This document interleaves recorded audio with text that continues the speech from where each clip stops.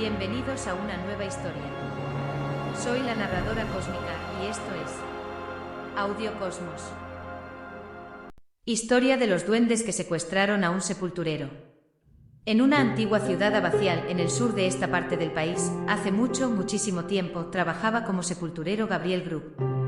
No se deduce en absoluto de ello que porque un hombre sea enterrador y esté rodeado constantemente por los emblemas de la mortalidad, tenga que ser un hombre melancólico y triste. Entre los sepultureros se encuentran los tipos más alegres del mundo. En una ocasión tuve el honor de entablar amistad con uno muy silencioso que en su vida privada, fuera de ser necio, era el tipo más cómico y jocoso. No obstante, Gabriel Grubb era un tipo intratable y taciturno. No se asociaba con nadie sino consigo mismo, aparte de con una antigua botella forrada de mimbre que ajustaba en el amplio bolsillo de chaleco, y que contemplaba cada rostro alegre que pasaba junto a él con tan poderoso gesto de malicia y mal humor que resultaba difícil enfrentarlo sin tener una sensación terrible. Poco antes del crepúsculo, el día de Nochebuena, Gabriel se echó al hombro la azada, encendió su farol y se dirigió hacia el cementerio, pues tenía que terminar una tumba para la mañana siguiente, y como se sentía de mal ánimo pensó que lo mejor era ponerse a trabajar enseguida. En el camino vio la luz de los fuegos que brillaban tras los viejos ventanales, y escuchó las fuertes risas y los alegres gritos de los que se encontraban reunidos. Observó los preparativos de la alegría del día siguiente y olfateó los numerosos olores que ascendían en forma de nubes desde las ventanas de las cocinas. Todo aquello producía rencor y amargura en el corazón de Gabriel Grubb. Y cuando grupos de niños salían dando saltos de las casas, mientras subían todos en bandada a pasar la tarde dedicados a sus juegos de Navidad, Gabriel sonreía taciturno y aferraba con mayor firmeza el mango de su azadón mientras pensaba en el sarampión, la escarlatina, el afta, la tosferina y otras muchas fuentes de consuelo. Gabriel caminaba en ese feliz estado mental, devolviendo un gruñido breve y hosco a los saludos bien humorados de aquellos vecinos que pasaban, hasta que se metía en el oscuro callejón que conducía al cementerio. Gabriel llevaba ya tiempo deseando llegar al callejón, porque era un sitio agradable y triste, que la gente de la ciudad no frecuentaba. Por ello se sintió indignado al oír a un joven que cantaba una festiva canción sobre unas navidades alegres en aquel mismo santuario que había recibido el nombre de Callejón del Ataúd desde la época de la vieja abadía y de los monjes de cabeza afeitada. Mientras Gabriel avanzaba, la voz fue haciéndose más cercana y descubrió que procedía de un muchacho pequeño que corría a solas, y que en parte para hacerse compañía, y en parte como preparativo de la ocasión, vociferaba la canción con la mayor potencia de sus pulmones. Gabriel aguardó a que llegara, lo acorraló en una esquina y lo golpeó 5 o 6 veces en la cabeza con el farol para enseñarle a modular la voz. Y mientras el muchacho escapó corriendo con la mano en la cabeza y cantando una melodía muy distinta, Gabriel Grubb sonrió cordialmente para sí mismo y entró en el cementerio, cerrando la puerta tras de sí. Se quitó el abrigo, dejó en el suelo el farol y metiéndose en la tumba sin terminar trabajó en ella durante 1 hora. Pero la tierra se había endurecido con la helada y no era fácil desmenuzarla. Y aunque había luna, esta era muy joven e iluminaba muy poco la tumba, que estaba a la sombra de la iglesia. En cualquier otro momento estos obstáculos hubieran hecho que Gabriel Grubb se sintiera desanimado y desgraciado, pero estaba tan complacido de haber silenciado los cantos del muchacho que apenas se preocupó por los escasos progresos que hacía. Cuando llegada la noche hubo terminado el trabajo, miró la tumba con melancólica satisfacción, murmurando mientras recogía sus herramientas: valiente acomodo para cualquiera. Unos pies de tierra fría cuando la vida ha terminado. Una piedra en la cabeza, una piedra en los pies. Una comida rica y jugosa para los gusanos. La hierba sobre la cabeza y la tierra húmeda alrededor. Valiente acomodo para cualquiera. Aquí en el camposanto. Jaja. Echó a reír Gabriel Grubb sentándose en una lápida que era su lugar de descanso favorito. Fue a buscar entonces su botella. Un ataúd en Navidad. Una caja de Navidad. Repitió una voz que sonó muy cerca detrás de él. En el momento en el que iba a llevarse la botella a los labios, Gabriel se detuvo alarmado y miró a su alrededor. El fondo de la tumba más vieja que estaba a su lado no se encontraba más quieto e inmóvil que el cementerio bajo la luz pálida de la luna. La fría escarcha brillaba sobre las tumbas lanzando destellos como filas de gemas. La nieve yacía dura sobre el suelo, y se extendía sobre los montículos apretados de tierra como una cubierta blanca y lisa que daba la impresión de que los cadáveres yacieran allí ocultos solo por las sábanas en las que los habían enrollado. Ni el más débil crujido interrumpía la tranquilidad profunda de aquel escenario solemne. Tan frío y quieto estaba todo que el sonido mismo parecía congelado. «Fue el eco», dijo Gabriel Group, llevándose otra vez la botella a los labios. «No lo fue», replicó una voz profunda. Gabriel se sobresaltó y levantándose se quedó firme en aquel mismo lugar, lleno de asombro y terror, pues sus ojos se posaron en una forma que hizo que se le helara la sangre. Sentada en una lápida vertical, cerca de él, había una figura extraña, no terrenal. Sus piernas fantásticas y largas, que podrían haber llegado al suelo, las tenía levantadas y cruzadas de manera extraña y rara. Sus fuertes brazos estaban desnudos y apoyaba las manos en las rodillas. Sobre el cuerpo corto y redondeado, llevaba un vestido ajustado adornado con pequeñas cuchilladas. Colgaba a su espalda un manto corto. El cuello estaba recortado en curiosos picos que le servían al duende de pañuelo. Y los zapatos estaban curvados hacia arriba.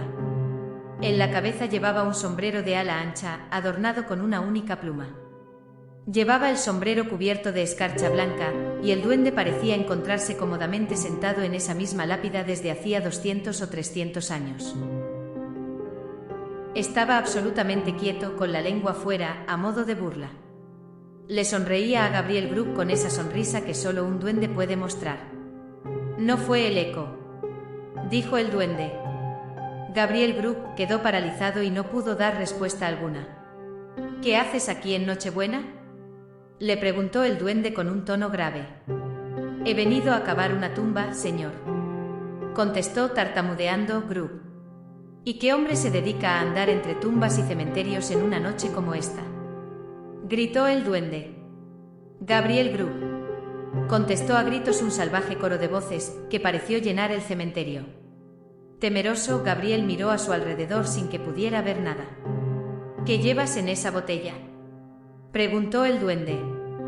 «Ginebra holandesa, señor», contestó el enterrador temblando más que nunca, pues la había comprado a unos contrabandistas, y pensó que quizá el que le preguntaba perteneciera al impuesto de consumos de los duendes. «¿Y quién bebe ginebra holandesa a solas, en un cementerio, en una noche como esta?», preguntó el duende. «Gabriel Group», exclamaron de nuevo las voces salvajes. El duende miró maliciosamente al aterrado enterrador y luego, elevando la voz, exclamó: «¿Y quién, entonces, es nuestro premio justo y legítimo?». Ante esa pregunta, el coro invisible contestó de una manera que sonaba como las voces de muchos cantantes entonando, con el poderoso volumen del órgano de la vieja iglesia, una melodía que parecía llevar hasta los oídos del enterrador un viento desbocado, y desaparecer al seguir avanzando. Pero la respuesta seguía siendo la misma. «Gabriel Group». El duende mostró una sonrisa más amplia que nunca mientras decía: «Y bien, Gabriel, ¿qué tienes que decir a eso?». El enterrador se quedó con la boca abierta, falto de aliento. «¿Qué es lo que piensas de esto, Gabriel?», preguntó el duende pateando con los pies el aire a ambos lados de la lápida. No sé. Resulta muy curioso, señor», contestó el enterrador, medio muerto de miedo. «Fue muy curioso y bastante bonito, pero creo que tengo que regresar a terminar mi trabajo, señor, si no le importa». «¿Trabajo?», exclamó el duende. «¿Qué trabajo?». «La tumba, señor. Preparar la tumba», volvió a contestar tartamudeando el enterrador. «¿La tumba?», preguntó el duende. «¿Y quién cava tumbas en un momento en el que todos los demás hombres están alegres y se complacen en ello?». «Gabriel Group», volvieron a contestar las misteriosas voces. «Me temo que mis amigos te quieren, Gabriel», dijo el duende sacando la lengua y dirigiéndola a una de sus mejillas. «Me temo que mis amigos te quieren, Gabriel», repitió. «Por favor, señor», replicó el enterrador sobrecogido por el horror. «No creo que sea así, señor. No me conocen. No creo que esos caballeros me hayan visto nunca, señor».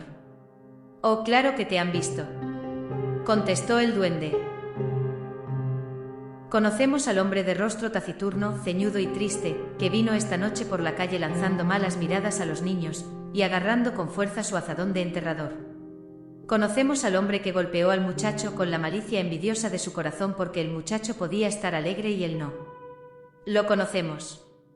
En ese momento el duende lanzó una risotada que el eco devolvió multiplicada por 20 y levantando las piernas en el aire, se quedó de pie sobre su cabeza, o más bien sobre la punta misma del sombrero en el borde más estrecho de la lápida, desde donde con extraordinaria agilidad dio un salto mortal cayendo directamente a los pies del enterrador, plantándose allí en la actitud en que suelen sentarse los sastres sobre su tabla.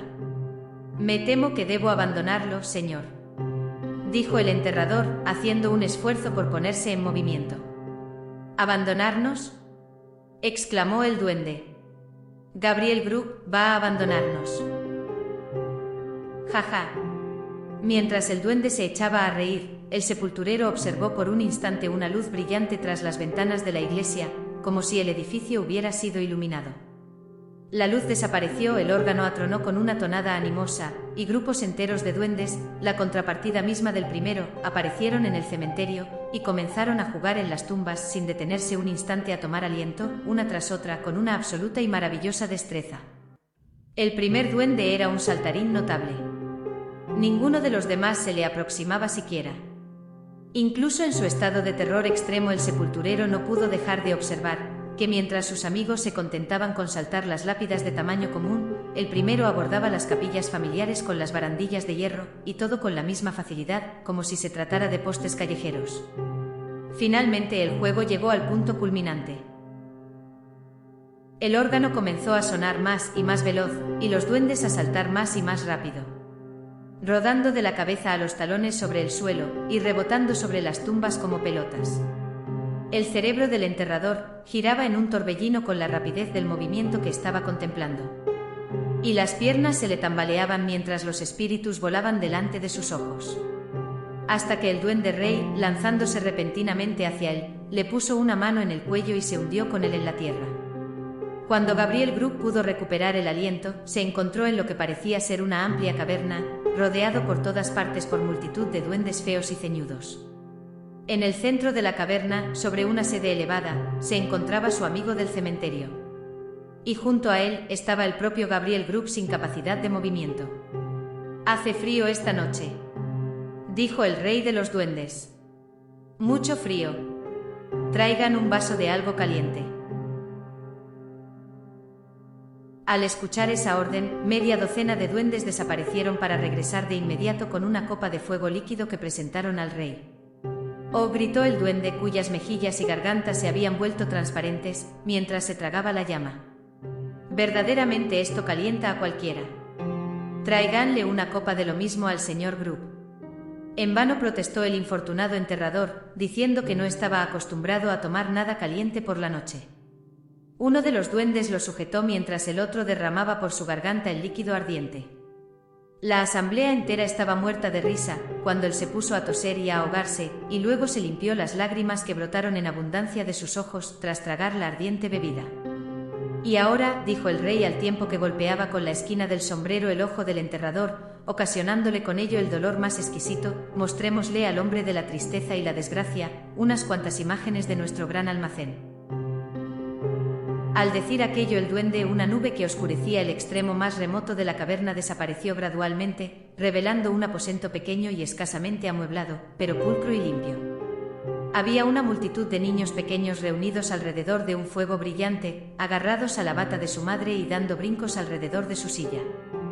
De vez en cuando la madre se levantaba y apartaba la cortina de la ventana, como deseando ver algún objeto que esperaba.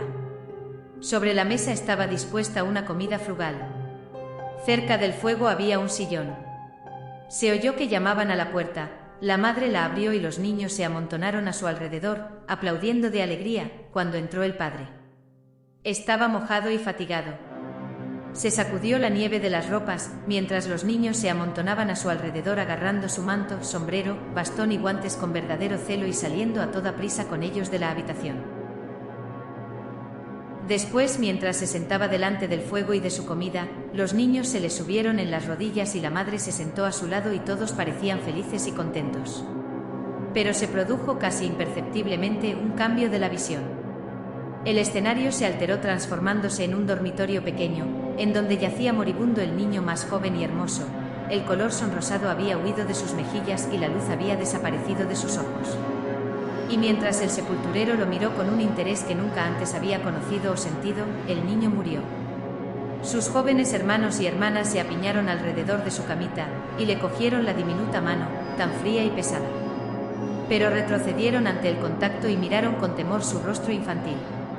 Pues aunque estuviera en calma y tranquilo, y el hermoso niño pareciera estar durmiendo, descansado y en paz, vieron que estaba muerto y supieron que era un ángel que los miraba desde arriba, bendiciéndolos desde un cielo brillante y feliz. De nuevo la nube traspasó el cuadro y de nuevo cambió el tema.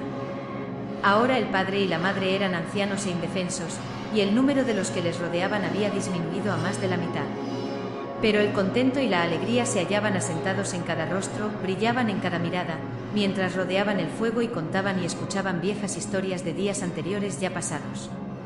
Lenta y pacíficamente entró el padre en la tumba, y poco después quien había compartido todas sus preocupaciones y problemas, le siguió a un lugar de descanso. Los pocos que todavía le sobrevivían se arrodillaron junto a su tumba y regaron con sus lágrimas la hierba verde que la cubría.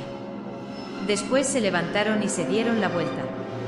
Tristes y lamentándose, pero sin gritos ni lamentaciones, pues sabían que un día volverían a encontrarlos. Y de nuevo se mezclaron con el mundo ajetreado y recuperaron su alegría y su contento. La nube cayó sobre el cuadro y lo ocultó de la vista del sepulturero. ¿Y qué piensas de eso?, preguntó el duende volviendo su rostro grande hacia Gabriel Gru. Gabriel murmuró algo en el sentido de que era muy hermoso y pareció algo avergonzado cuando el duende volvió hacia él sus ojos ardientes. «Tú, miserable», exclamó el duende con un tono de gran desprecio. «Tú». Parecía dispuesto a añadir algo más, pero la indignación ahogó sus palabras. Levantó una de las piernas que tenía dobladas y, tras sostenerla un momento por encima de la cabeza del sepulturero para asegurar su puntería, le administró a Grub una buena patada. Inmediatamente después, todos los duendes rodearon al infeliz y lo patearon sin piedad. Esto sucedía de acuerdo con la costumbre establecida e invariable entre los habitantes de aquel lugar, quienes patean a aquel al que ha pateado la realeza y abrazan a quien la realeza abraza. «Enséñenle algo más», dijo el rey de los duendes. Ante esas palabras desapareció la nube revelándose ante su vista un paisaje rico y hermoso. El sol brillaba, el agua centelleaba bajo sus rayos, los árboles parecían más verdes y las flores más alegres bajo su influencia. El agua corría con un sonido agradable. Los árboles rugían bajo el viento ligero que murmuraba entre sus hojas. Los pájaros cantaban sobre las ramas. Sí, era por la mañana brillante y fragante de verano. La más diminuta hoja, la brizna de hierba más pequeña, estaban animadas de vida. La hormiga se arrastraba dedicada a sus tareas diarias, la mariposa aleteaba y se solazaba bajo los pálidos rayos del sol. Miríadas de insectos extendían las alas transparentes y gozaban de su existencia breve pero feliz. El hombre caminaba entusiasmado con la escena. Y todo era brillo y esplendor. «Tú, miserable», exclamó el rey de los duendes, con un tono más despreciativo todavía que el anterior. Y de nuevo el rey de los duendes levantó una pierna y de nuevo la dejó caer sobre los hombros del enterrador. Y otra vez los duendes que asistían a la reunión imitaron el ejemplo de su jefe. Muchas veces la nube se fue y regresó, y enseñó muchas lecciones a Gabriel Grub, quien tenía los hombros doloridos por las frecuentes aplicaciones de los duendes. Pero aún así, miraba con interés que nada podía disminuir. Vio a hombres que trabajaban con esfuerzo, pero eran alegres y felices. Y a los más ignorantes, para quienes el rostro dulce de la naturaleza era una fuente incesante de gozo.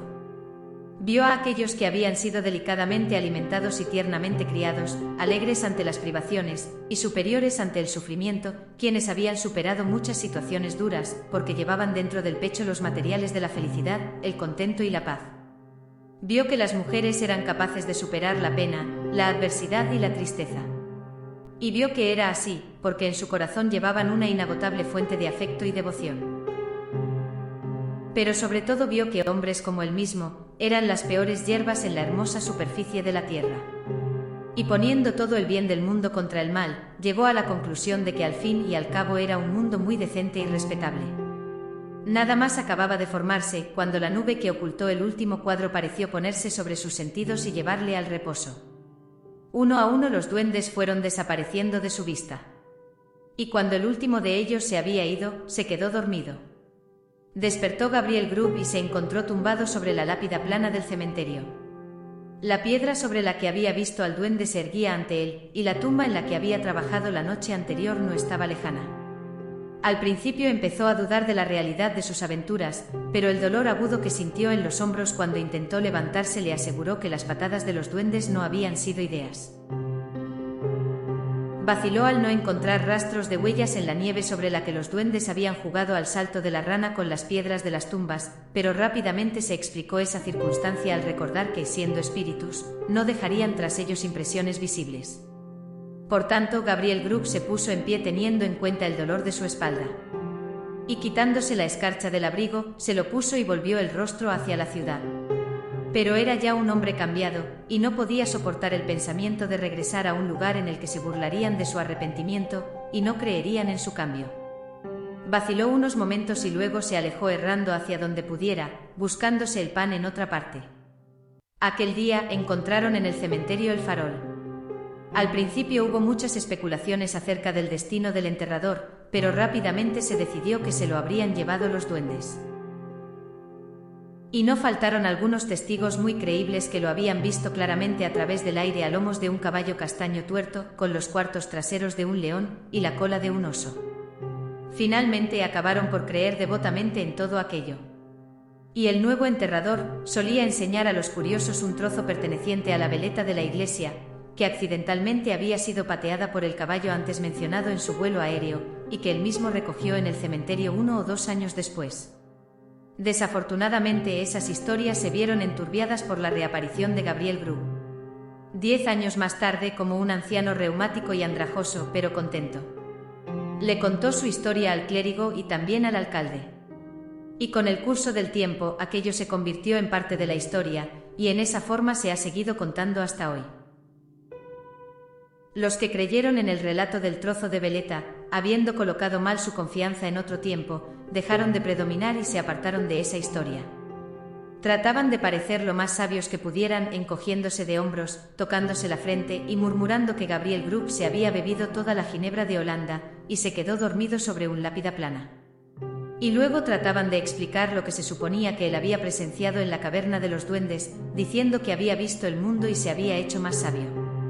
Pero esta opinión, que en absoluto fue popular, en ningún momento acabó gradualmente por desaparecer, puesto que Gabriel Grubb se vio afectado por el reumatismo al final de sus días.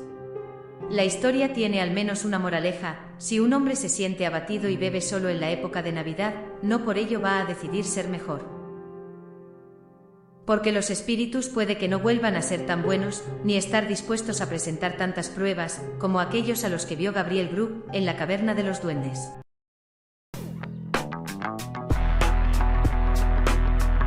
Y cuéntame, ¿te gustó este vídeo? Déjame tus comentarios, sugerencias y opiniones. Suscríbete a mi canal y activa la campanita de notificaciones, para que siga creciendo nuestro grupo de amantes de la literatura. Un saludo y nos vemos en un próximo video relato.